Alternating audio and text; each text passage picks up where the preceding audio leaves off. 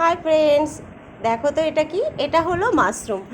এটা আমাদের গ্রামে চাষ হয়। তা আমার ছেলের এটা সবচেয়ে প্রিয় খাদ্য। তা আমার ছেলে মাঝে মধ্যেই মাশরুম খেতে ভালোবাসে, ওই জন্য মাশরুম করা হয়। তা আমি দেখো তোমাদের মাশরুম রান্না দেখাবো। তা আমি এই দেখো মাশরুমগুলো কেটে এটা ধুয়ে রেখেছি। হ্যাঁ, তারপরে দেখো আমি এটা কড়াইয়ে জল দেব, 1 মগ মতন জল দিচ্ছি। এবার কড়াইয়ে এই মাশরুমগুলো, যে টুকরো করা মাশরুমগুলো, এগুলো দিয়ে দেব। দিয়ে এটা আমি প্রায় 10 মিনিট মতন ভাপ দিয়ে নেব। তা আমি এটা 10 মিনিট মতন ঢাকা দিয়ে এটা ভাপ দিয়ে নেব। দেখো, এই দেখো আমি 10 মিনিট ভাপ দিয়ে নিয়েছি। তারপরে দেখো মাশরুমটা সেদ্ধ হয়ে গেছে। তা আমি এবার মাশরুমের জলটা ঝরিয়ে ফেলবো। একটা ঝুড়িতে আমি মাশরুমটা জলটা ঝরিয়ে মাশরুমটা, এই দেখো আমি জলটা ঝরিয়ে নিচ্ছি একটা ঝুড়িতে। আমার ছেলে মাশরুম ভীষণ ভালোবাসে, তাই মাঝে মধ্যে মাশরুম করি আমি রান্না। তা এই দেখো আমি এবার মিক্সিতে, দেখো আমি কি মশলা দিই। এই দেখো, জিরে 1 চামচ জিরে দিয়েছি। এবার আদা কুচিয়ে রেখেছি, এবার আদা কুচি। এবার কিছু রসুন, আন্দাজ মতন রসুন দিয়ে, মানে দিতে হবে যতটা মাশরুম ততটা অনুযায়ী। এই যে আমি এই রসুন কটা দিচ্ছি।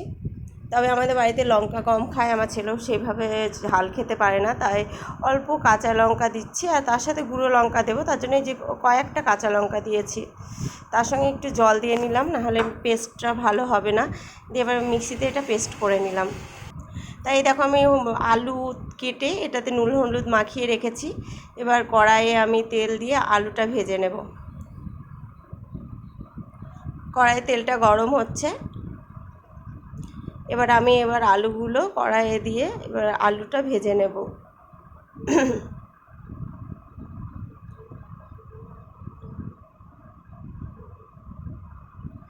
এই দেখো আলুটা আমার একটু লাল লাল করে ভাজা হয়ে গেছে। এবার আলুটা আমি তুলে নিচ্ছি।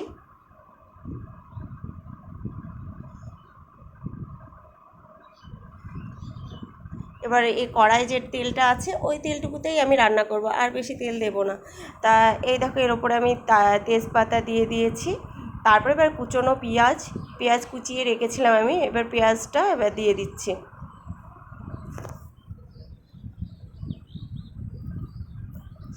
এবার পেঁয়াজটা আমি হালকা ভেজে নেব। ভেজে নেওয়ার পর আমি টমেটো কুচিয়ে রেখেছি, তারপরে টমেটো কুচোনোটা দেব।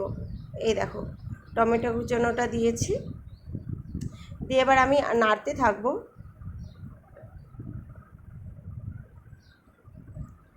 তারপরে আমি আদা জিরে রসুন কাঁচা লঙ্কা যে পেস্টটা করে রেখেছিলাম সেইটা দিয়ে দিচ্ছি। দিয়ে সেটা দিয়ে আমি একটু নাড়তে থাকবো, কষাতে থাকবো। তারপরে দেখো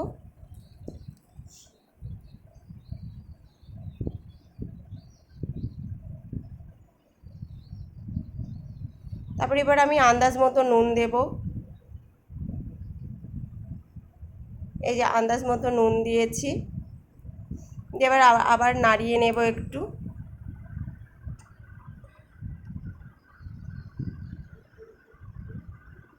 এবার আন্দাজ মতন হলুদ দিয়ে দেব।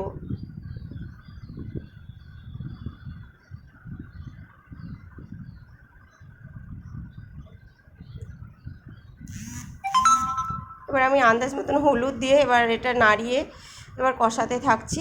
যেহেতু আমি বলেছিলাম আমাদের বাড়িতে আমরা লঙ্কা খাই কম, আমার ছেলেও ঝাল খেতে পারে না, তাই আমি কাশ্মীরি লঙ্কার গুঁড়ো একটু সামান্য দিচ্ছি, একটু কালারটা যাতে ভালো হয় এই জন্য কাশ্মীরি লঙ্কার গুঁড়ো এই যে আমি একটু দিলাম। এটা নাড়াচ্ছি, দিয়ে এটা কষাতে থাকবো। কষাতে কষাতে আমি যে একটু জল দিয়ে নিলাম, মিক্সিতে যে মশলাটা লেগেছিলো জলটা ছিল, সেই জলটা দিয়ে নিলাম। তা দেখো এই দেখো মশলাটা তেল ছেড়ে এসেছে। এবার আমি ভাজা আলু আর মাশরুমগুলো দিয়ে কষাতে থাকবো।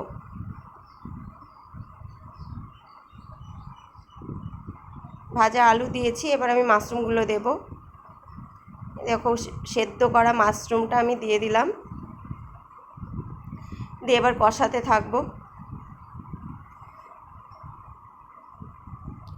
এবার কিছুক্ষণ কষিয়ে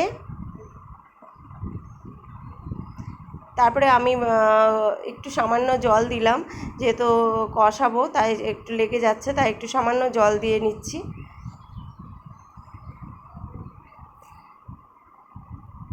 কিছুক্ষণ কষাচ্ছি আমি, আর এদিকে সাইডে আমি জল গরম করতে বসিয়েছি, ওই জল গরমটা এতে দিয়ে দেবো আমি।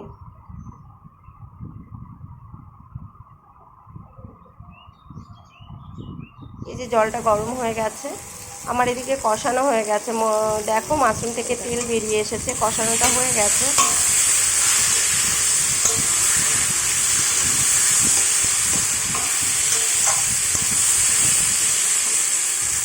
এবার আমি গরম জলটা দিয়ে ঢাকা দিয়ে কিছুক্ষণের জন্য এটা সেদ্ধ হতে দেব। এই 5-6 মিনিট সেদ্ধ হলেই যথেষ্ট।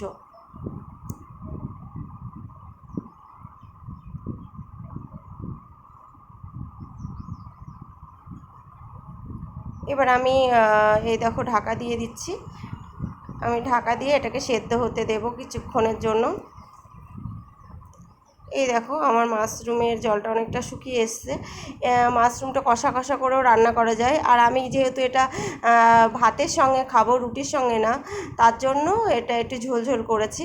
আর রুটির সঙ্গে খেলে এটা কষা কষা করলেও সুন্দর লাগে খেতে, তাই আমি ভাতের সঙ্গে খাবো, তার জন্য ঝোল করেছি। তাই এই দেখো আমি গরম মশলা দিয়ে নিলাম।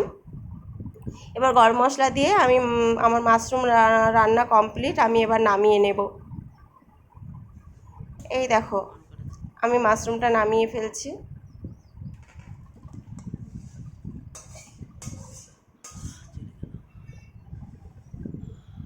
আমার মাশরুম রান্না কমপ্লিট। বলো তোমাদের কেমন লাগলো, তোমরাও এইভাবে রান্না করে খেতে পারো। বাই।